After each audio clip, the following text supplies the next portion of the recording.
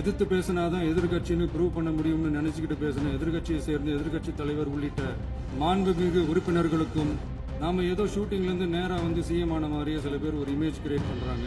அவங்களுக்கு அவங்க ஆசைப்படுற லாங்குவேஜ்லயே சொல்றோம், அது வெறும் ரியல் தான், ரியல் கிடையாது. பார்ட்டி ஃபண்ட் கட்சி நிதி அப்படின்ற பேர்ல அடிச்ச கொள்ளையெல்லாம் ஒண்ணா இப்போ கவர்மெண்டோட கஜானாவுக்குள்ள கொண்டு சேர்த்துக்கிட்டே இருக்கிறோம்.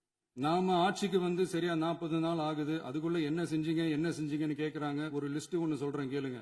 பெண்கள் பாதுகாப்புக்காக சிங்கப்பெண் சிறப்பு படை, 200 யூனிட் வரை கட்டணமில்லா மின்சாரம், போதைப் பொருள் ஒழிப்புக்காக தனிப்படை, குறுவை நெல் சாகுபடியை ஊக்குவிப்பதற்காக 134.83 கோடி சிறப்பு தொகுப்பு திட்டம், வழிபாட்டு தலம், ஸ்கூல், பஸ் ஸ்டாண்டுன்னு அதுக்கு பக்கத்துல இருக்கிற 717 மதுபான கடைகள் மூடப்பட்டன. அங்க வேலையில் இருந்தவர்களுக்கு வேறு கடைகளில் வேலை, கவனிக்கப்படாமல் விடப்பட்ட அம்மா உணவகங்கள் புதுப்பிக்கப்பட்டன. பத்திரப்பதிவு துறையில் பகல் கொள்ளைக்கு புல் ஸ்டாப் வைக்கப்பட்டுள்ளது. வருகையில்லா ஆவண பதிவு முறை கொண்டுவர உத்தேசிக்கப்பட்டு செயல்பாட்டில் உள்ளது. அரசு மற்றும் தனியார் மருத்துவமனையில் ஸ்கேன் மையங்களில் கருவுறுவதற்கு முன் மற்றும் பின் ஏற்படும் தவறுகளை கண்காணிக்கவும், மருத்துவ நிறுவனம் முறைப்படுத்தும் சட்ட விதிகள் பின்பற்றப்படுகிறதா என கண்காணிக்கவும், மருத்துவ மற்றும் ஊரக பணிகள் இயக்கத்தின் பயன்பாட்டிற்காக 40 புதிய வாகனங்கள் வழங்கப்பட்டுள்ளது. கூட்டுறவு வங்கியின் ஏழை எளிய மக்கள் வாங்கிய கடனுக்கு முதல் முத்தாய்ப்பாக ரூபாய் 2045 கோடி தள்ளுபடி வழங்கி ஆணையிடப்பட்டுள்ளது. ஒன்றிய அரசிடம் கேட்டுக்கொண்டதற்கிணங்க கடந்த 2 வருடமாக நிறுத்தி வைக்கப்பட்ட இருந்த ஜல் ஜீவன் மிஷன் திட்டம் புதுப்பிக்கப்பட்டு ஜல் ஜீவன் மிஷன் திட்டம் 2.0 நடைமுறைக்கு கொண்டு வரப்பட்டுள்ளது. 18,500 கோடி அளவில் உறுதியளிக்கப்பட்ட காஞ்சிபுரம் மாவட்டத்தில் மைய விரிவாக்க திட்டம், கோயம்புத்தூரில் மின்னணு பொருட்கள் மற்றும் மின்னணு அமைப்புகள் உற்பத்தி திட்டம் மற்றும் திருவள்ளூர் மாவட்டத்தில் காட்டுப்பள்ளி LNT கப்பல் கட்டும் தளம் விரிவாக்க திட்டத்திற்கு ஒப்பந்தங்கள் போடப்பட்டுள்ளன. அனைத்து நிர்வாக நடவடிக்கைகளும் மின்னணு முறையில் மாற்றம் கொண்டுவர நடவடிக்கை எடுக்கப்பட்டு வருகிறது.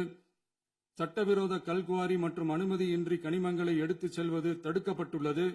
பல்வேறு குவாரிகள் சீல் வைக்கப்பட்டுள்ளன. கனிமங்களை கண்காணிப்பது, எல்லைகளை நிர்ணயிப்பது மற்றும் ஆளில்லா விமானம் மூலம் அளவீடு செய்வது போன்றவற்றை செயல்படுத்துவதற்கான பணிகள் மேற்கொள்ளப்பட்டு வருகின்றன. அனைத்து துறைகளிலும் அலுவலர் தலையீடு இல்லாமல் லஞ்ச லாவண்யமற்ற தமிழகத்தை உருவாக்க அனைத்து நடவடிக்கைகளும் முடுக்கிவிடப்பட்டுள்ளது. இதெல்லாம் சாம்பிள் தான், இன்னும் இருக்கு. இந்த வெறும் 40 நாளுக்குள்ளேயே இவ்வளவு செஞ்சிருக்கோம்னா இனி வர்ற நாட்கள்ல கொஞ்சம் கொஞ்சமா படிப்படியா ஸ்டெடியா உழைச்சி லஞ்சலாவணம் இல்லாத, ஊழல் இல்லாத, பெண்களுக்கு பாதுகாப்பான, சுதந்திரமான, டிரான்ஸ்பரண்டான தமிழ்நாட்டை நம்ம சொந்தங்களான தமிழக மக்களுக்கு தர்றதுதான் நம்மளோட ஒன் அண்ட் ஒன்லி டார்கெட். கண்டிப்பா அதை நிறைவேற்றியே காட்டுவோம். 8 கோடி மக்கள் நம்மளோட இருக்கிறப்போ ஏங்க இதை செய்ய முடியாது? மாண்புமிகு பேரவைத் தலைவர் அவர்களே, தமிழ்நாட்டின் கருவூலம் எப்படி திசை மாறி உருமாறி தேய்ந்து ஓய்ந்து கிடைக்கிறதுன்னு சொன்னாங்க. திசை மாறி உருமாறி தேய்ந்து ஓய்ந்துன்னு வசனம் மாதிரி ரைமிங்கா இல்லாம வளமான இலக்கியமா இதே சபையில பேசினவங்களோட திறமையான ஆட்சியில நடந்த நிதி மேலாண்மையை பத்தி வெள்ளை அறிக்கையா வெளியிட்டோம். வெள்ளை அறிக்கை வந்ததிலிருந்தே கண்ணை கட்டுதுங்க. அந்த காலத்துலதான் பிள்ளையோ பிள்ளை தொல்லையோ தொல்லைன்னு சொன்னாங்க. அதே மாதிரி தாங்க அவங்க ஆட்சியாலையும் அவங்களாலையும் இன்னைக்கு தமிழ்நாட்டுக்கே தொல்லையோ தொல்லை. இப்படி ஒரு நிலைமையை உண்டாக்கி வச்சுட்டு இவங்க சொல்றாங்க நமக்கு ஆட்சி செய்ய தெரியாதுன்னு. நம்ம அமைச்சர்களுக்கும் நம்ம சட்டமன்ற உறுப்பினர்களுக்கும் ஒன்னும் தெரியாதுன்னு. ஆமாங்க, எங்களுக்கு தெரியாதுதான். எங்க சட்டமன்ற உறுப்பினர்களுக்கும் அமைச்சர்களுக்கும் மக்கள் பணி செய்ய தெரிஞ்ச அளவுக்கு மக்கள் பணத்தை சுருட்ட தெரியாதுதான்.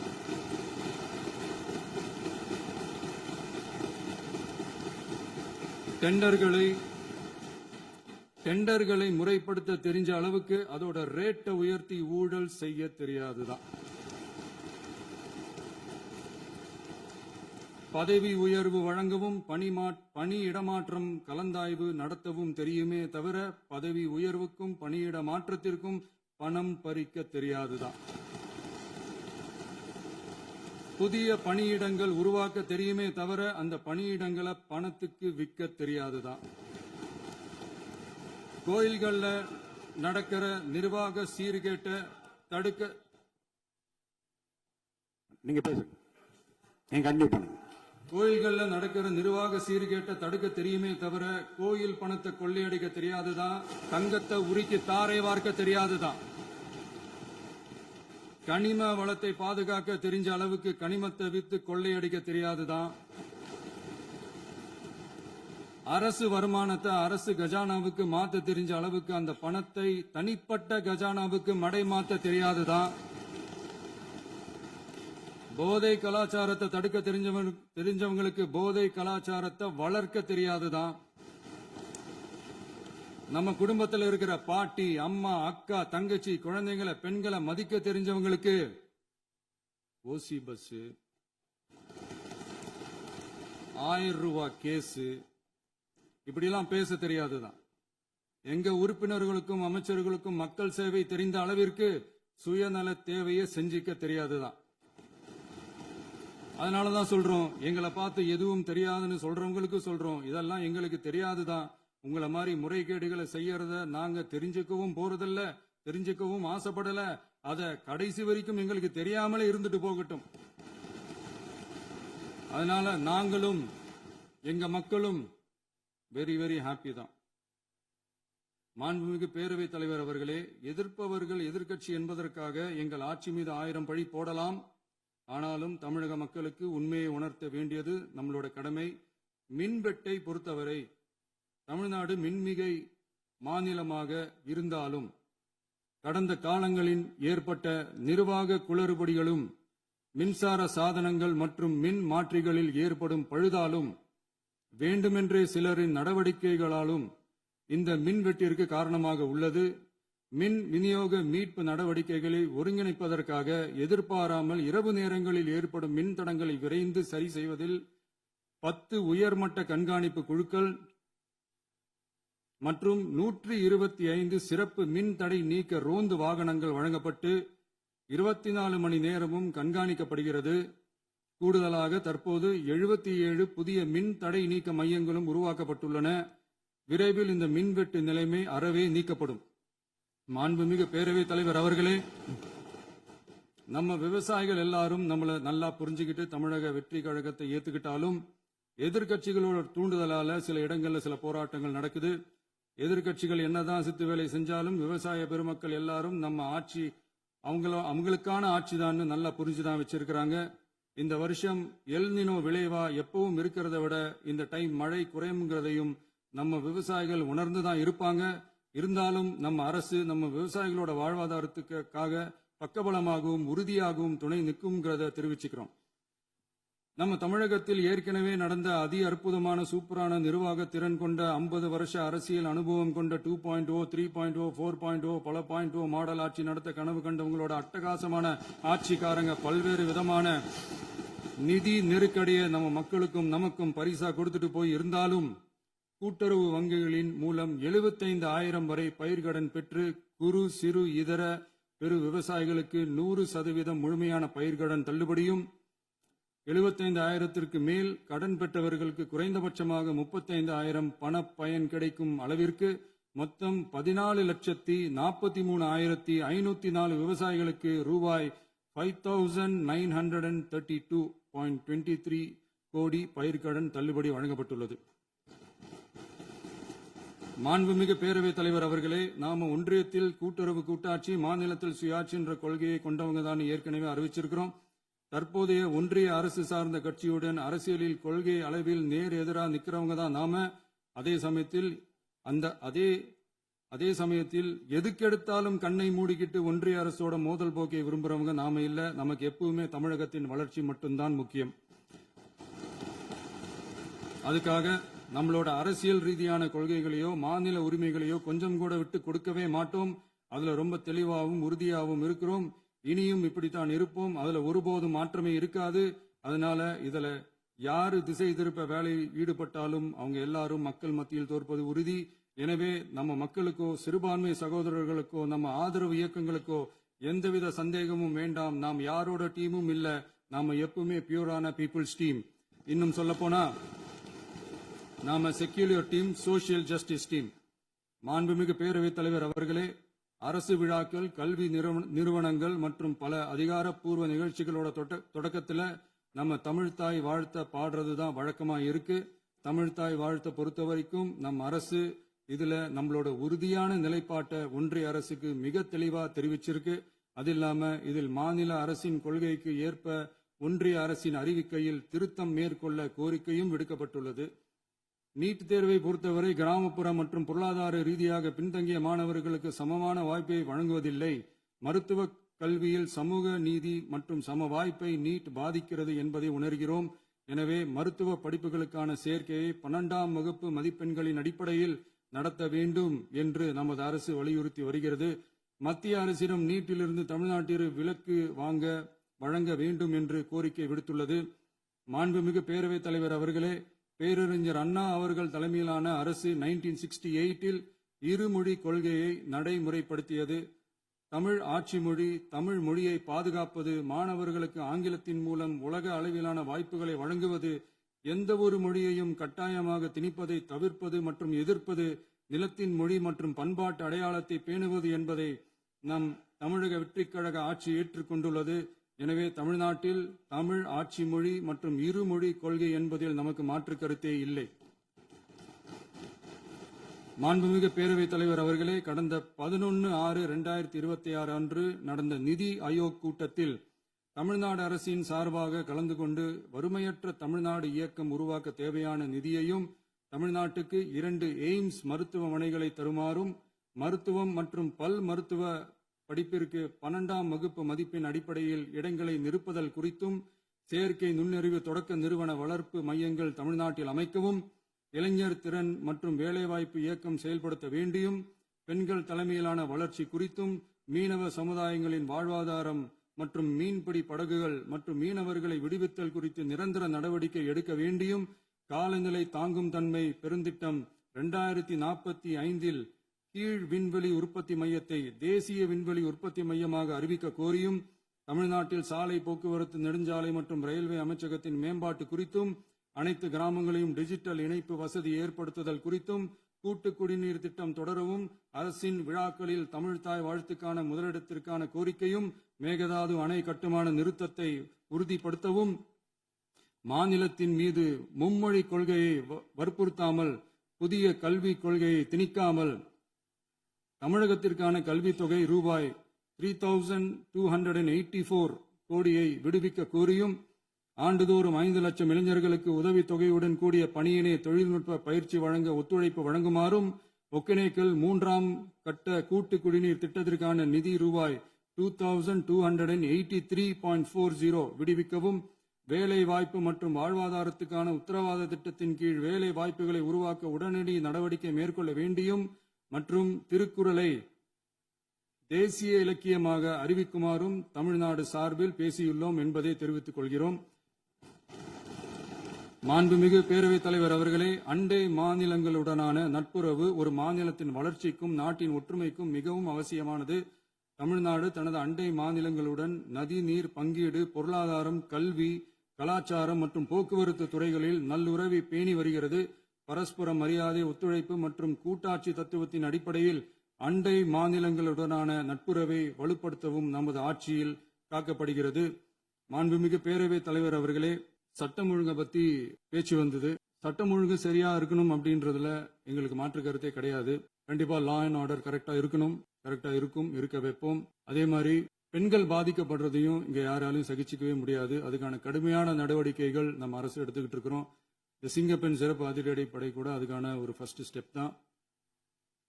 அதே மாதிரி இந்த போதைப் பொருள் நடமாட்டம் அதை கண்ட்ரோல் பண்றதுக்கும் நம்ம அரசு கடுமையான நடவடிக்கைகள் எடுத்துக்கிட்டு இருக்கிறோம். அதையும் கண்டினியூ பண்ணி எடுப்போம். மாண்புமிகு பேரவைத் தலைவர் அவர்களே, இப்ப நான் சொன்ன இந்த பிரச்சனைகள்லாம் 2026 போன மாசம் மே மாசம் 10ஆம் தேதி புதுசா வந்துடல.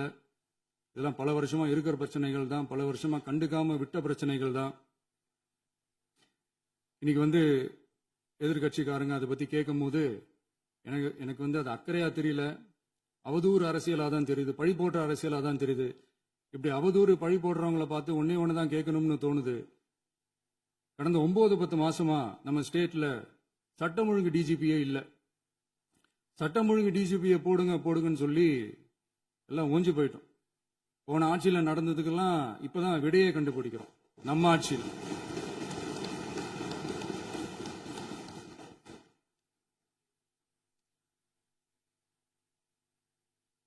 இந்த போதைப் பொருள் நடமாட்டம் எல்லாம் தாறுமாறா அப்படியே பரவி கொட்டி கிடக்குது.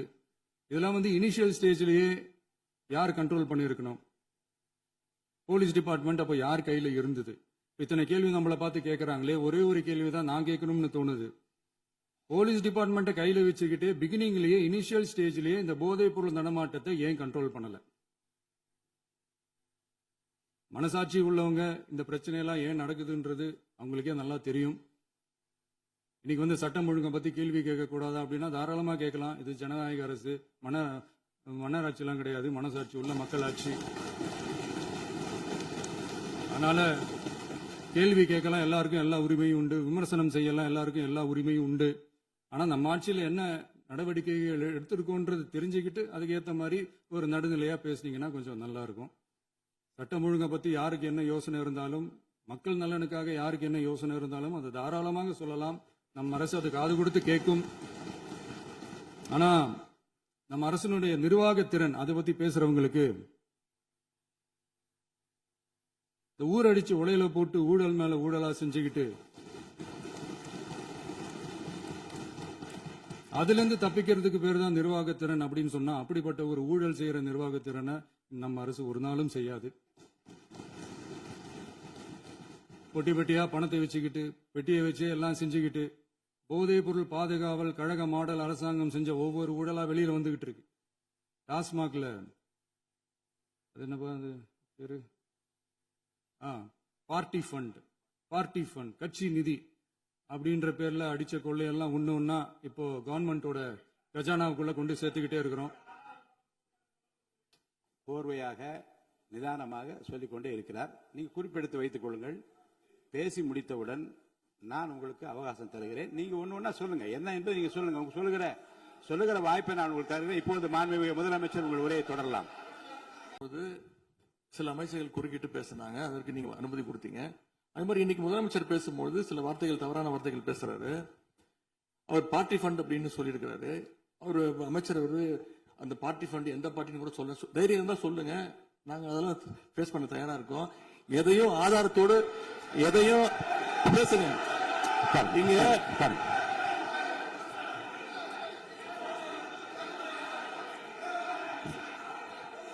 அது மாதிரி பேரவைத் தலைவர் அவர்களே, நேற்று நான் பேசி முடிஞ்சோடனே நீங்க வந்து அவை முடிஞ்சிருச்சுன்னு சொல்லிட்டீங்க. நாங்கெல்லாம் வீட்டுக்கு போயிட்டோம். வீட்டுக்கு போய் டிவி போட்டு பார்த்தா அங்க இன்னொரு அமைச்சர் வந்து இன்னும் பதில் சொல்லிட்டே இருந்திருக்கிறாரு. அதற்கெல்லாம் நாங்க இப்ப என்ன பதில் இது, என்ன மரபு இது? நீங்க இப்ப பேசிக்கிட்டே இருப்பீங்களா? நாங்க பாத்துக்கிட்டே இருக்கணுமா? அதே மாதிரி இன்னைக்கு முதலமைச்சர் அவர்கள் பேசும்போது நாங்களும் அமைதியா கேட்டுட்டு தான் இருந்தோம். ஆனா சில கருத்துக்கள் அவர் பேசும்போது அதை நாங்க அனுமதிக்க முடியாது. ஆதாரத்தோடு ஏதாவது பேசணும்னா, குற்றச்சாட்டுகள் சொல்லும் போது ஆதாரத்தோடு சொன்னீங்கன்னா அதை நாங்க வந்து ப்ரூவ் பண்றதுக்கு தயாராக இருக்கு. மாண்புமிகு உறுப்பினர் அவர்கள் இருங்க. நேற்று மாண்புமிகு எதிர்க்கட்சித் தலைவர்கள் பேசியதும் மாண்புமிகு பொதுப்பணித் தலைவர்கள் பேசியதும் ஆதாரம் இல்லாமல் பேசக்கூடாது என்று நான் சொன்னேன். ஆய்வு செய்து நீக்கப்பட வேண்டியது நீக்கும் என்று சொன்னேன். இப்போது மாண்புமிகு முதல்வர் அவர்கள் பேசி முடிக்கட்டும். நீங்கள் கூறிய கருத்துப்படி அதில் ஆதாரங்கள் இல்லாத குறிப்பாக இருந்தால் அதை நீக்குவதற்குரிய உரிமை எனக்கு இருக்கிறது. ஆய்வு செய்து நான் நடவடிக்கை எடுப்பேன். இப்போது மாண்புமிகு முதலமைச்சர் அவர்கள் பேசலாம். இந்த டாஸ்மாக் மாதிரியே பல டிபார்ட்மெண்ட்லயும் மறுபடியும் சொல்றேன், கட்சி நிதின்ற பேர்ல அடிச்ச கொள்ளைய ஒண்ணு ஒன்னா கவர்மெண்டோட கஜானாக்குள்ளேயே கொண்டு சேர்த்துக்கிட்டே இருக்கிறாங்க.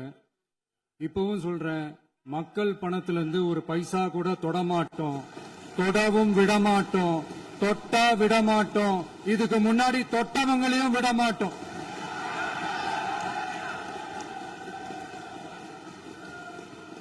ஒவ்வொரு ஊழலா வெளியில வரும் போலயே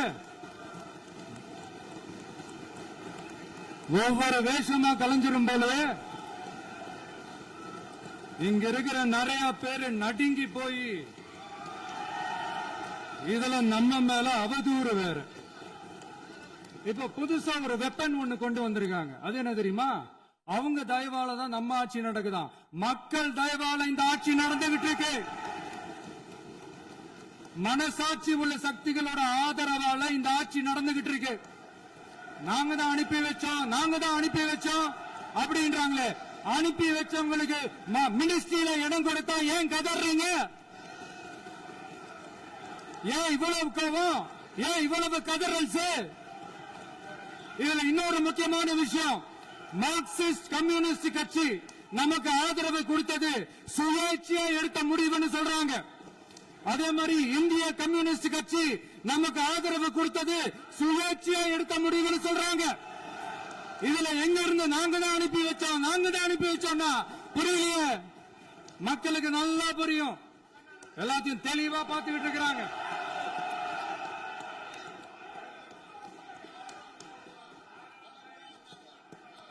முதலமைச்சர் கண்டினியூ பண்ணலாம். வாங்க முதலமைச்சர்.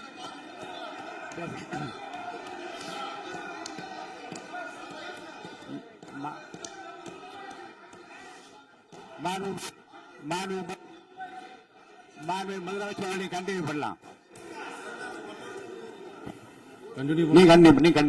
நீ கண்டினியூ பண்ணலாம்.